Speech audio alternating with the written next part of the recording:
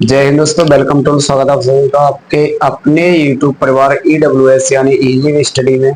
तो देखिए दोस्तों, आज हम कक्षा 10वीं की अपनी अध्याय 5 है, इसके इम्पोर्टेंट सूत्र और उनके उपयोग समझाने जा रहे हैं।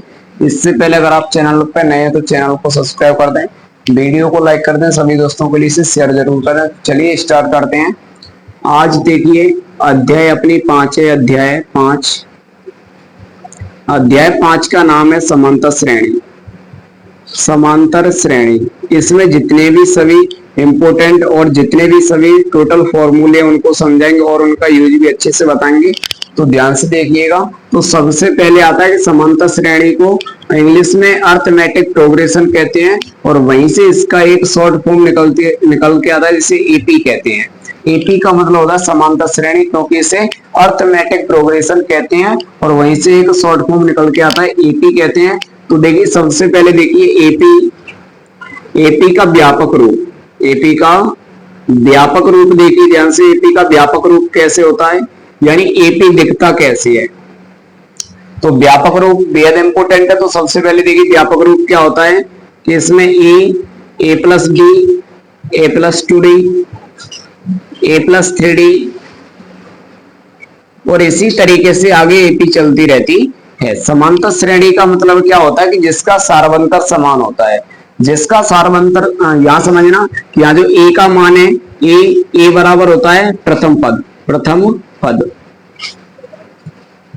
ए को प्रथम पद कहते हैं और समझना यहाँ पे जो डी दिख रहा है आपको, डी को सार्वंतर कहते हैं। डी को सार्वंतर कहते हैं। सार्वंतर क्या होता है, तो अगले पद में से पिछले वाले पद को घटाने पर जो चीज मिलती है उसी को सार्वंतर कहते हैं, या फिर दूसरे में से पहले पद को घटाते हैं। जैसे मान लो मैंने आपके पास लिखा है एक एपी, ऐसे 2 4 6 8, ये मान लो एक एपी लिख दिया है मैंने। तो अगर इसका सार्वंतर हम निकालेंगे तो कैसे निकालेंगे कि इसे कहते हैं A1 या फिर A2 या A3 A4, यानी पहला पद, दूसरा पद, तीसरा पद, चौथा पद। तो समझना यहाँ पे क्या करते हैं कि A2 में से A1 को घटाएंगे, यानी दूसरे पद में से पहले पद को घटा दो, या फिर तीसरे में से दूसरे को घटा दो, या फिर चौथे में से तीसरे को घटा दो। यानी अगले पद में से पिछले पद को जब घटाते हैं तो उसी को सार्वंतर कहते हैं। तो चलिए आगे देखिए। अब या तो देखो इसे या ए प्लस ए कह दो, ए प्लस डी। अब ये क्या है, तो इसे कहते हैं प्रथम पद। प्रथम पद को कह देंगे A1। ए प्लस डी क्या है, तो दूसरा पद इसे कह देंगे A2। और ए प्लस 2d यहाँ पे तीसरा पद है, यानी इसे कह देंगे A3। और ए प्लस 4d क्या है, तो चौथा पद है, इसे कह देंगे A4। अगर आपसे पूछा जाए कि बताइए 100वां पद क्या होगा, तो 100वें पद के लिए क्या करेंगे, तो देखिए सबसे पहले सार्वंतर के तरीके से किसी का भी मान कैसे निकालेंगे कि डी हमेशा एक कम रहेगा। डी कैसे कम रहेगा कि अगर दूसरा पद है तो ए प्लस डी रहेगा, केवल एक डी, यानी पद दूसरा है और डी कितना रहेगा 1। अब तीसरा पद है तो इसमें डी रहेंगे 2, यानी ए प्लस कितना हो जाएगा 2d हो जाएगा। इसी प्रकार से अगर आपसे पूछा जाए 100वां पद, 100वें पद को कह देंगे A100। क्या कह देंगे, A100 कह देंगे। तो अगर A100 आपसे पूछा जाए तो ये हो जाएगा A प्लस 99d। क्या हो जाएगा, A प्लस 99d। अभी बताया क्योंकि डी का मान हमेशा एक कम रहता है, 100वां पद होगा तो A प्लस 99d अपना हो जाएगा। पहला तो सबसे इंपोर्टेंट ये है कि इसका व्यापक रूप। दूसरा फॉर्मूला देखिए, इसका दूसरा फॉर्मूला आता है कि an बराबर a plus n minus 1 into D. दूसरा फॉर्मूला आता है अपना an बराबर a plus n minus 1 into D.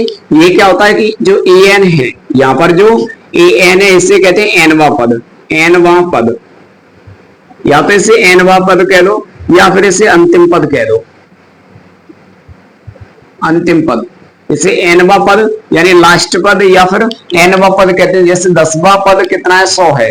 10वां पद अगर 100 है तो 10वां पद कितना है, 100 है। तो इस कंडीशन में क्या है कि जो an का मान होगा वो अपना 100 हो जाएगा।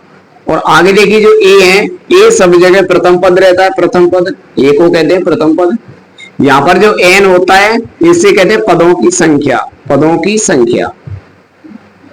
की संख्या क्या होती है, ध्यान से समझना। जैसे मान लो हमने एक एपी लिखी थी 2 4 6 8, तो इसमें पहले पद पे 11, दूसरे पे 11, तीसरे पे 11, चौथे पे 11 है। अगर मैं कहूंगा इसके चौथे चौथा पद कितना है, तो पदों की संख्या कितनी हो जाएगी 4, तो 1 2 3 4 और चौथा पद कितना हो जाएगा इसका 8 हो जाएगा। इसी को कहते हैं पदों की संख्या।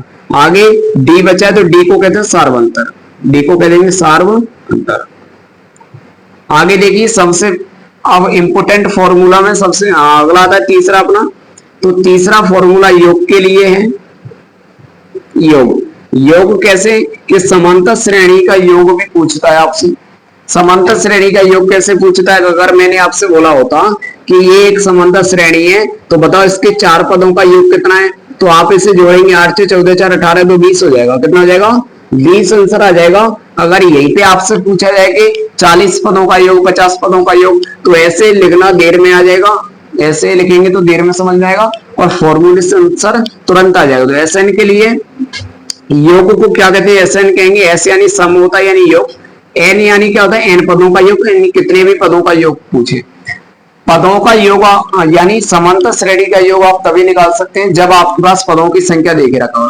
तो पहला फॉर्मूला है एस एन बराबर एन बटे 2 2a plus n minus 1 into d. S n बराबर एन बटे 2 2a plus n minus 1 into d. इसमें जो एस एन है, जो एस एन है इसी को कहते हैं एन पदों का योग, एन पदों का योग। एस एन को कहेंगे एन पदों का योग। यहाँ पे जो एन है इसको कहेंगे पदों की संख्या, पदों की संख्या। और यहाँ पर जो ए है इसे कहेंगे प्रथम पद, प्रथम पद। और यहाँ पर जो डी है इसको कह देंगे सार्वंतर, इसको कह देंगे सार्वंतर। अब आपको समझना पड़ेगा कि अगर यहाँ पे डी आता है, डी आपके पास में है, डी आपके पास में है और आपसे पूछ रहा है एस एन, तो आपको ये फॉर्मूला लगाना है। अब कई बार क्या होता है कि डी हमारे पास नहीं होता है, फिर भी आपसे वो एस एन पूछता है, तो इसके लिए अपना दूसरा फॉर्मूला है कि एस एन बराबर एन बटे 2 ए प्लस एल, ए प्लस एल। यहाँ क्या है, तो यहाँ जो एस एन है वो वही है, यहाँ जो एस एन है ये क्या है, तो ये एन पदों का योग है, एन पदों का योग। और जो एन है वो पदों की संख्या है, पदों की संख्या कह देंगे इसे। और जो यहाँ पे ए है ये प्रथम पद है, और जो एल है इसे कहते हैं अंतिम पद, एल को कहते हैं अंतिम पद। अब समझना शुरू से यूज कैसे करना है इनका आपको।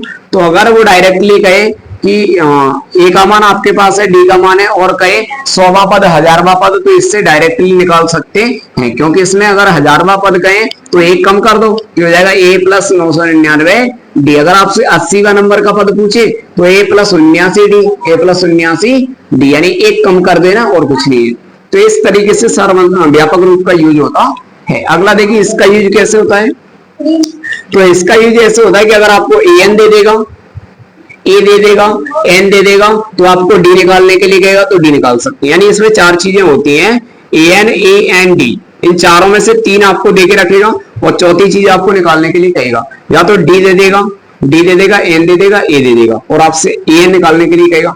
या फिर ए एन और ए और एन दे देगा तो फिर डी निकालने के लिए कहेगा। कैसे भी आ सकता है, 3 चीजें इसमें दे देगा और चौथी निकालने के लिए आपसे कहेगा। अगला देखिए योग के लिए कैसे यूज करते हैं। तो योग के लिए कहता है कि आपके पास में समांतर श्रेणी है जिसमें आपके पास एन है और ए है और डी है। अगर एन ए और डी आ जाएं तो कौन से वाले को यूज करेंगे, इस वाले को। अब क्या कहता है कि आपके पास में डी नहीं है, अब डी नहीं है तो कौन सा फॉर्मूला लगाएंगे, ये वाला।